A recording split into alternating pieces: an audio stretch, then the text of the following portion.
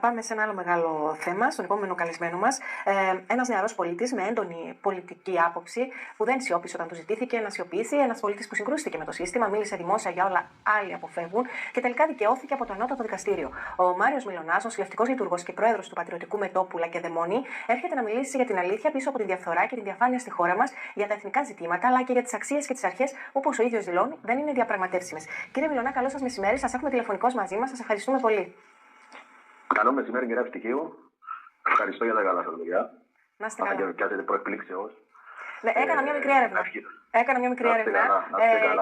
Και θυμήθηκα ότι το 2017, αν δεν κάνω λάθος, σας είχαν κατηγορήσει γιατί τολμήσατε να μιλήσετε. Ήταν και το θέμα που συζητούσαμε προηγουμένως με την κυρία Κούσου, για τα προβλήματα του νοσοκομείου Αθαλάσσας.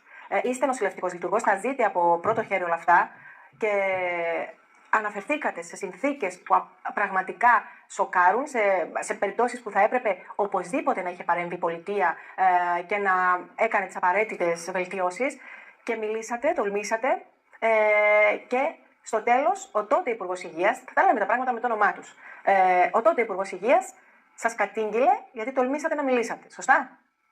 Ναι, κύριε Ευτυχίου, έχουν γίνει αρκετά από τότε. Τοποθετήθηκα το 2015. Καταρχήν θέλω να ευχηθώ καλή χρονιά με υγεία και καλή απελευθέρωση στην πατρίδα μας. Βέβαια έχω δικαιωθεί, βέβαια αυτά που ακολούθησαν μέχρι και σήμερα δικαιωθήκαμε όλοι δυστυχώς.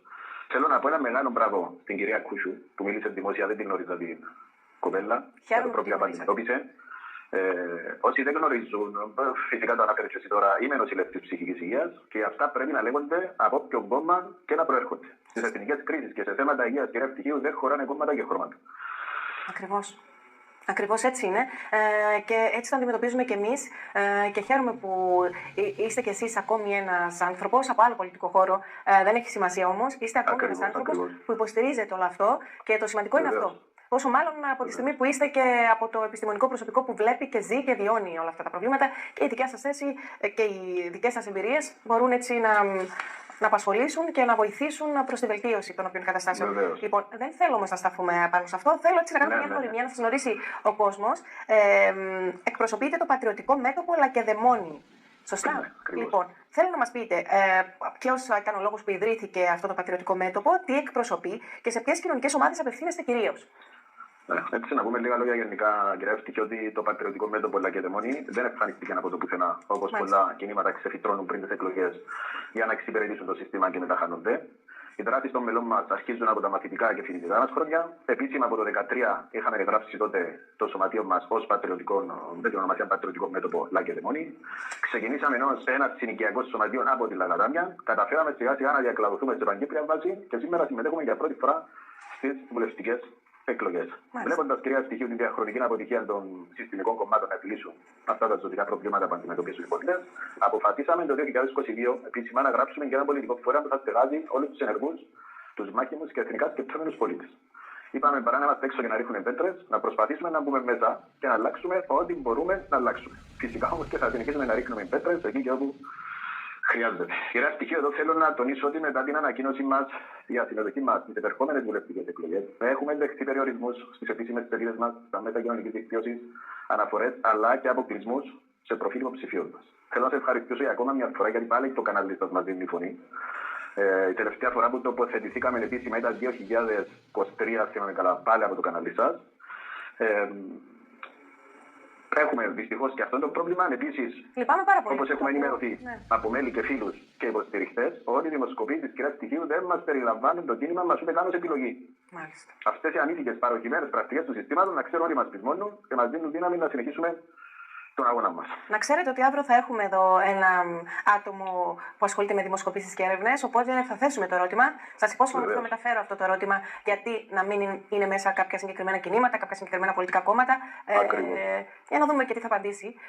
Λοιπόν, τώρα, η αλήθεια είναι ότι παρακολούθησα λίγο, σας είπα, έκανα μια μικρή έρευνα για σας και μου κάνετε πολύ καλή εντύπωση. Οφείλω να πω, σας εύχομαι τα καλύτερα. Ευχαριστούμε πολύ. Θα θέλαμε έτσι λίγο να μας πείτε και τι πρεσβεύετε ιδεολογικά στο κίνημά σας.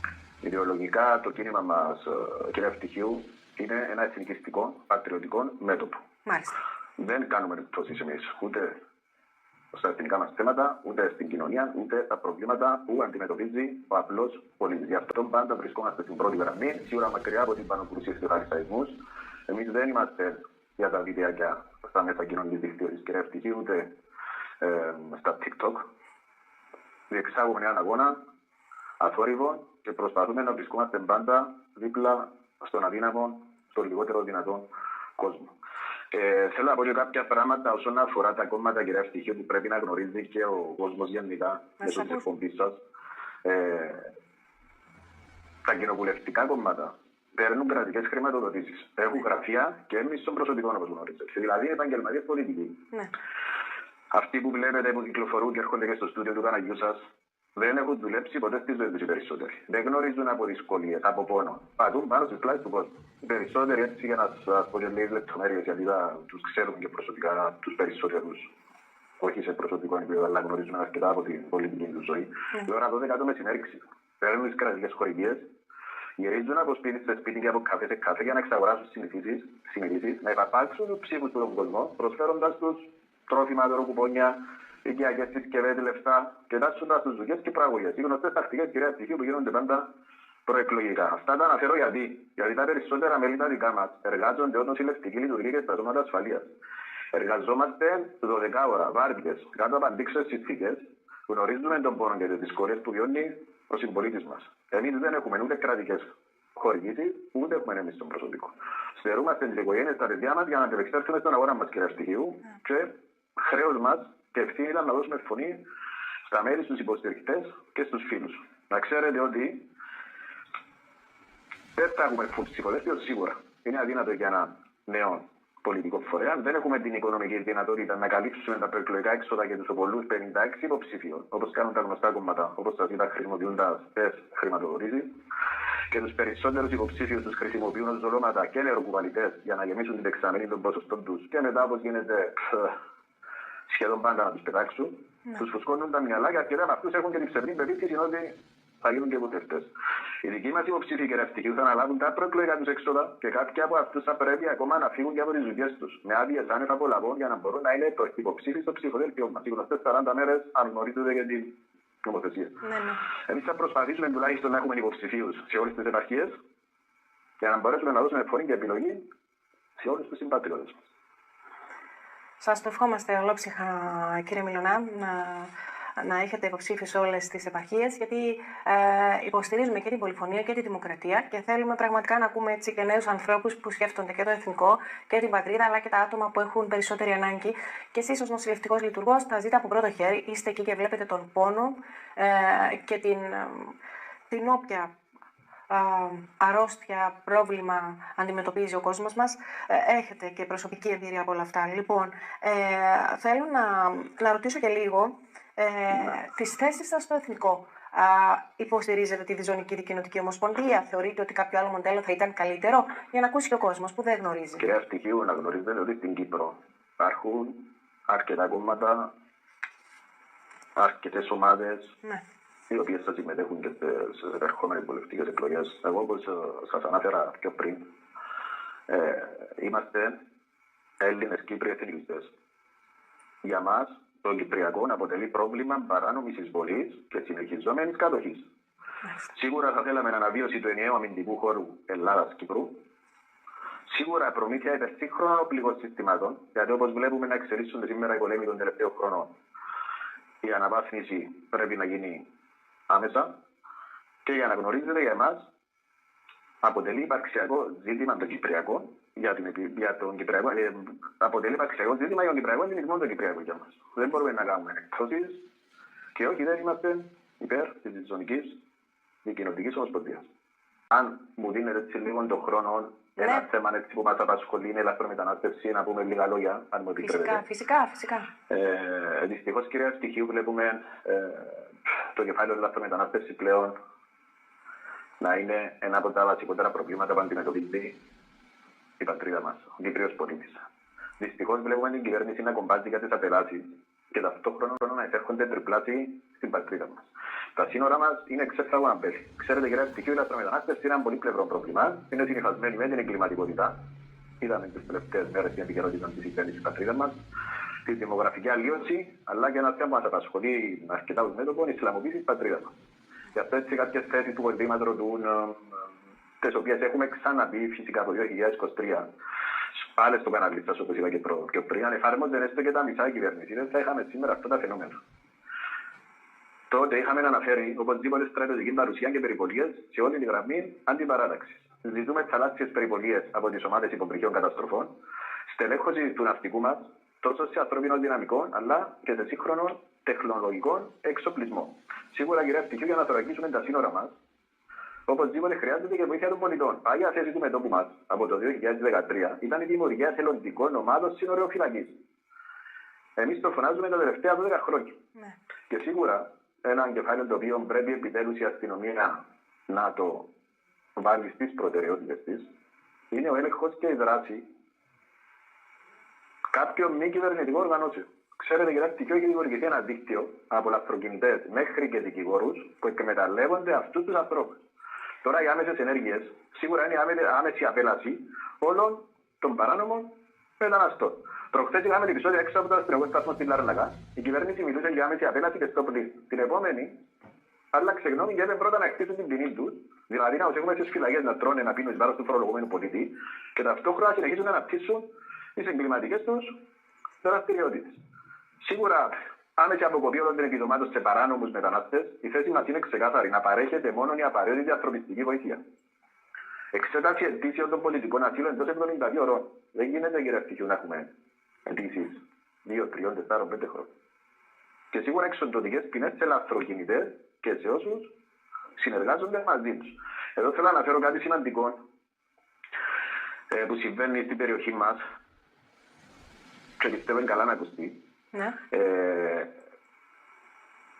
Δυστυχώς έχουμε πάλι πολεμικές σειράξεις στη Συρία. Ο Συριακός στρατός έχει σχεδόν μια εβδομάδα να έχει εξαπολύσει επιθέσεις σε περιοχές της Συρίας που ελέγχονται από Κούρδους. Συγκεκριμένα, την περασμένη Κυριακή, ο Συριακός στρατός έδιωξαν τον τουρκικό πληθυσμό από τη Ράκα, όπου και ελευθέρωσαν, κυρία Ευτυχίου, σε σημασμένοι μέλη από φυλακές του ISIS, που φύλαξαν οι Κούρδοι τα τελευταία χρόνια. Συνολικά 24.000 τζιχαντιστές έχουν απελευθερωθεί τα τελευταία 24 ώρα. Αντιλαμβάνεστε ότι οι επόμενες αφήξεις, το πιο πιθανό να έχουμε τους γνωστούς τζιχαντιστές του Ισλαμικού κράτους. Και πλέον το έργο θα είναι τρόπο. Αυτά πρέπει να τα δει η κυβέρνηση, πρέπει να τα δουν οι θύνοντες, η αστυνομία. Δεν γίνεται να κομπάζει και απελάσεις και ταυτόχρονα να μην θωρακίζεις τα σύνορα σου. Ήδη αρκετοί δολοφόνοι κυκλοφορούν στην Κύπρο. Γράφει στοιχείο. Τζιχαντιστές και πειρατές δεν έχουν θέση στην πατρίδα μας. Έχετε δίκιο. Για το έργο τρόμου το ζούμε ήδη, κύριε Μιλινά, η αλήθεια να λέγεται. Εμείς τα λέμε χρόνια, δυστυχώς λένε διάφορα. Ξέρεις, την πολιτική πρέπει να έχει γεράσει στο μαγιά. Γράφει στοιχείο ότι δεν είμαστε μαθημένοι, ούτε τους υπολογίζουμε. Τιμή μας να μας αποκάνουν ό,τι θέλουν, γιατί παλεύουμε για την πατρίδα μας. Όσον αφορά για την εγκληματικότητα, Ναι. που θέλουμε να αναφέρουμε λίγα γεγονότα, γράφει στοιχείο να απίστευτα αυτά που συμβαίνουν στην Κύπρο. Βλέπουμε δολοφονίες μέρα μεσημέρι, απόπειρες φόνου, εμπρισμοί, ναρκωτικά, κλοπές, συμπλοκές μαχαιρώματα, πυροβολισμοί έξω από αστυνομικούς σταθμούς. Βλέπουμε έναν κράτος αδύναμο να ελέγξει τα εγκληματικά. Και ως συνήθως ισλαμιστικά στοιχεία, γιατί το 90% βάζει κάποιον ερευνό, θα διαπράττουν άτομα ραβής καταγωγής. Εδώ θέλω να δώσω και την προσωπική μου στήριξη, αλλά και στήριξη του Πατριωτικού Μετώπου Λακεδαιμόνης στο αστυνομικό σώμα και να βρεθεί σύντομα λύση κυριαρχική. Όσον αφορά τις αποφάσεις για αλλαγή ωραρίων και μείωση ημεραριών, δεν σηκώνει στη φάση που βρισκόμαστε τώρα αντιπαραθέσεις. Πρέπει να συνεχιστεί ο διάλογος και να βρεθούν οπωσδήποτε λύσεις. Σωστά. Πολύ σωστά. Ναι. Ακόμα ένα πρόβλημα, κυρία Στοιχείο, που ως μέτωπο αντιλαμβανόμαστε τα τελευταία χρόνια, είναι η φτωχοποίηση των νοικοκυριών. Βλέπουμε το 1/3 των νοικοκυριών να είναι στα ρέα της φτώχειας και το υπόλοιπο 1/3 μέχρι τις 20 του μήνα μένουν χωρίς λεφτά. Έτσι είναι. Ο κατώτατος μισθός 1.100 και 1.700 ευρώ της εκποίησης. Δεν γίνεται νομοθεσία να είναι υπέρ των τραπεζών. Ο κόσμος είναι εχμάλωτος των τραπεζών. Συντάξεις και ένα στοιχείο των 400 με 500 ευρώ. Ήρθε η κυβέρνηση προχτές και τους έδωσε 14 ευρώ αύξηση. Τώρα μιλούμε για ανέκδοτα. Ο πιο δυστυχισμένος λαός στην Ευρώπη είναι η Κύπρος. Έχουν οδηγήσει τον λαό στην εξαθλίωση και στην ψυχολογική μετάρρευση. Είναι αυτό που λέμε. Πλέον όλοι ζουν με τα φάρμακα, με τα χάπια. Ξεκινούν η ώρα 7 οι άνθρωποι να πάνε δουλειά το πρωί, η ώρα 6:30 σχολάνε η ώρα 8 με τα νέα δεδομένα, με 2 δουλειές για να ζήσουν την οικογένεια τους. Πραγματικά. Και πάλι δεν Υπάρχουν είναι αρκετά. Ναι. Και ακόμα ένα θέμα που θέλω να θέσω και να κλείσουμε ένα σελίδα γιατί θα πρέπει να πάω για δουλειά. Ναι, φυσικά. Μόλις διέβασα πριν από την εκπομπή σας για κακοποίηση 12χρονου παιδιού και αμαία. Κυρία Ευτυχίου, αυτό που συμβαίνει στην Κύπρο με τους παιδεραστές είναι άνευ προηγουμένου.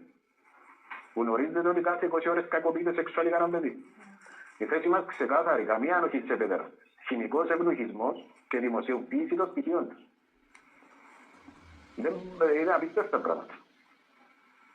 Και όταν τα λέτε να πελώνουν ακραίων, εθνικιστή, ρατσιστή και τα γνωστά συναφή. Τέλος, θέλω να καλέσω τον κόσμο να στηρίξει τα δικά μας παιδιά. Κάθε ψύχος του Λαγεδαιμόνιους είναι μια σφαίρα ενάντια στο σύστημα κυρίας στοιχείου της τύψης και της διαφθοράς. Θέλω να αφιερώσω και ένα σύστημα του φίλου μου του Καλόγερου. Δεν το ξέρω προσωπικά, αλλά τον παρακολουθώ που λέγαμε στα συλλαλητήρια γιατί τον άκουγα στην αρχή της εκπομπής σας, που συχνά μιλάει για τη Μακεδονία μας. Δεν θα πω τις πρώτες λέξεις για ευνόητους λόγους. Η Μακεδονία δεν πωλείται με μια υπογραφή. Ήταν, είναι και θα είναι ελληνική. Ευχαριστούμε κυρία Ευτυχίου, θα τα πούμε ξανά σύντομα. Σας ευχαριστούμε Είμαστε πάρα πολύ. στη διάθεσή σας. Ευχαριστούμε πάρα πολύ κύριε Μιλωνά. Βεβαίως και θα έχουμε την ευκαιρία να τα ξαναπούμε. Καλή συνέχεια και σε εσάς και καλή βάρδια στην υπηρεσία σας και στους συναδέλφους σας. Κάθε